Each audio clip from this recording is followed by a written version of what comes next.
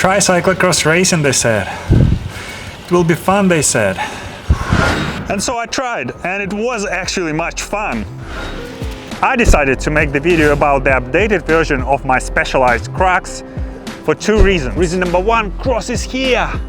Yeah, you might think cross is a winter sport and we're in summer, but actually there is a summer cyclocross league in London, which is happening in July, and the first race is this Friday. And reason number two, I've upgraded quite a few components on my Specialized Crux from that original 2019 video. So I'm really excited to talk about these upgrades and share some of my experience and tips, which hopefully you will find useful. I'm not a pro in cyclocross racing, but I've done quite a few races and discovered that what pros ride doesn't always work for amateurs and people who just enjoy racing cyclocross for fun. I call this video my UCI legal cyclocross bike because it's hard to believe, but my cyclocross bike is actually lighter than my road bike. Just check this out. Wow, 6.7 kilograms. This is 80 grams lighter than my road Colnago C64. Of course, it's not all about weight when it comes to cyclocross racing. It's more about your abilities and skills. But let's be honest, it's so much fun to ride the light bike. And if you can make it lighter, then why not? My original build was 7.4 kilograms, so it's quite a significant reduction. So let's talk about what has changed on the bike. The group set remained the same. I have Sram Red shifters and calipers and Sram Force CX1 rear mech with a clutch. Works great, light, so no changes here.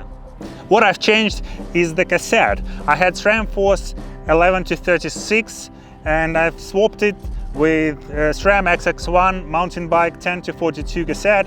I'm not saying I'll be using the full range. I don't think I need the full range of this cassette, but what I like is that I can get to easier gears much quicker. I don't have to shift through all 11 cogs, and I can get to 32, I believe, on number 8 or 9.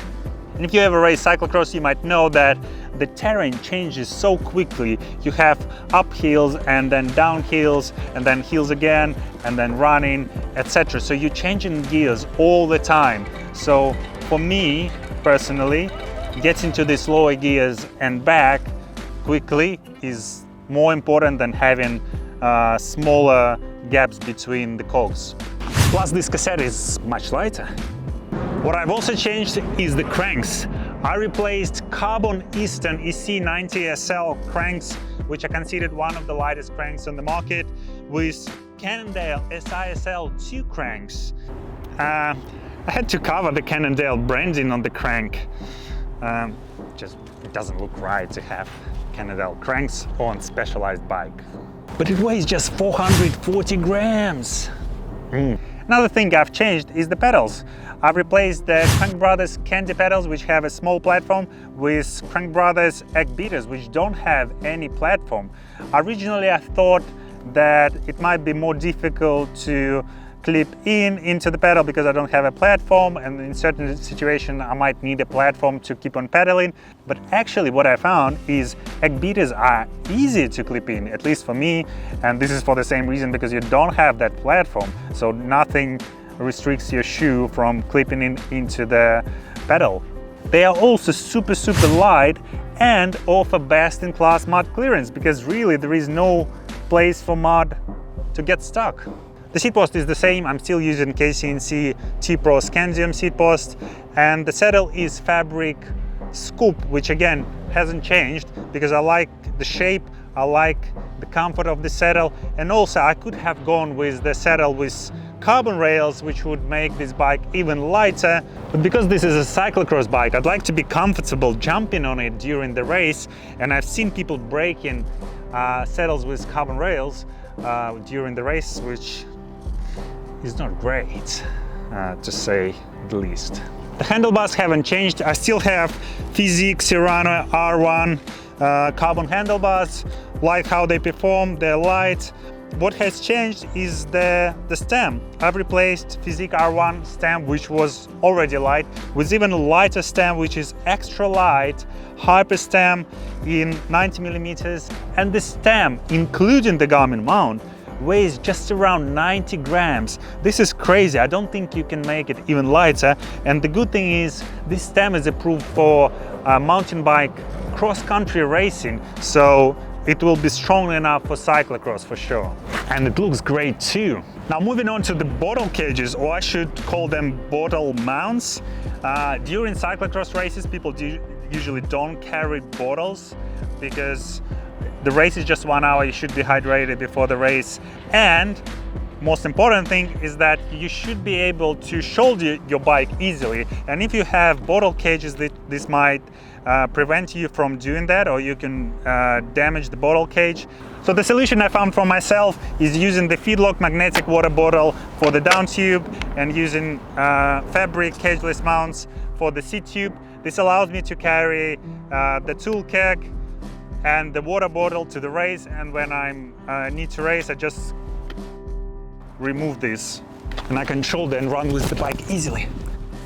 Now, probably the easiest thing to notice and the biggest contributor to the weight reduction is the new wheel set. As you can see, I've ditched the 35mm profile rims and replaced them with the 25mm Lightbicycle carbon shallow profile rims that are designed for cross-country racing, but in the flyweight version, they're good for the cyclocross racing too. They have 22mm internal width, which is just right for the 33mm tire, I would say.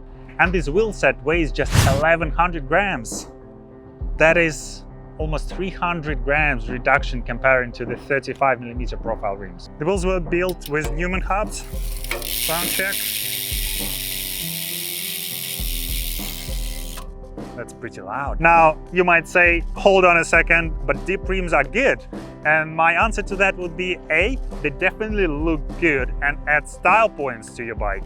And B, they're good in certain situations. If there is a flat and straight road and you go on a high speed, then aerodynamics kicks in and you get the benefit of a deep rim and weight is not that important, then definitely deep rims are good. But in cyclocross, especially in amateur races, speeds get rarely higher than 40 kilometers an hour. So in my personal view, weight of the wheels is more important than aerodynamics. Another reason why I chose shallow profile rims is because cyclocross races, especially in winter, can get really muddy. So by the end of the race, shallow profile rims will collect less mud than the high profile rims. And believe me, by the end of the race, your bike may look like this. And I think it's easily can be 500 to 800 grams of extra weight to your bike. And if you don't have a second clean bike at the pit lane for your race, which I don't, then this might be pretty critical. Finally, shallow profile rims flex a bit more, so I find them more comfortable on bumpy cyclocross courses. So this bike is almost perfect, and I'm saying almost because there is one thing on this bike I want to change, and this is the tires. Currently I have Specialized Tracer Pro tires. They are okay, but for this season I decided to treat the bike with something special and ordered really nice tires from Challenge, the bike brand that is famous for its cyclocross tires.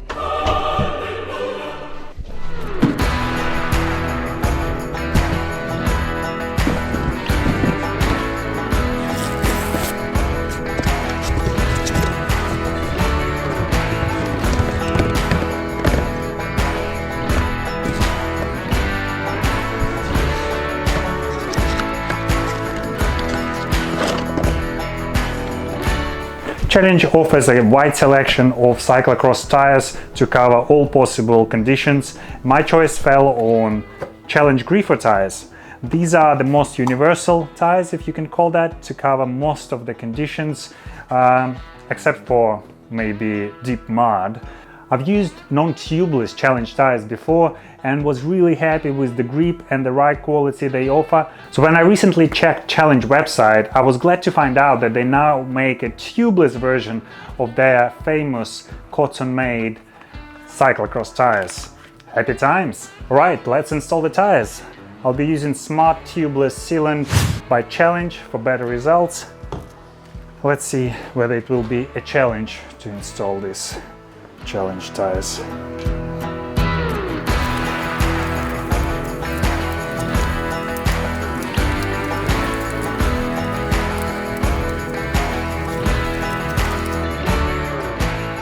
wow, it actually took me a while to get this on the rim. But this is usually the case with all handmade tires which come flat. But after you ride them, make a couple of rides, it's much easier to take them off and on the rim like a normal tire.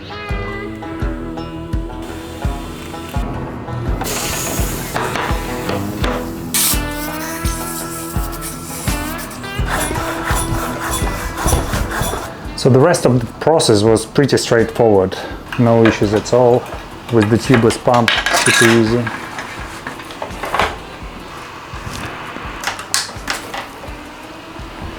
Done. The bike looks really fresh.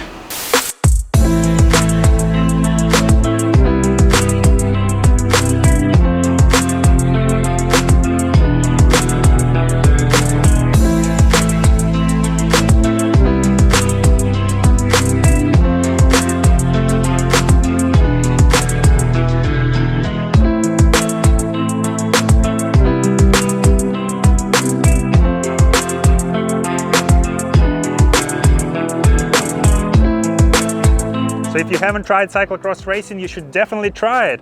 It's a very friendly atmosphere, it's just 1 hour, so you don't suffer too long. Everyone is riding on the same lap, so you will never feel alone. Even though it can be really muddy, but I think it just adds to this fan factor. So here are a couple of clips from the last year's Summer Cyclocross League, where I finished 10th overall by the results of 4 races, which I'm very happy about.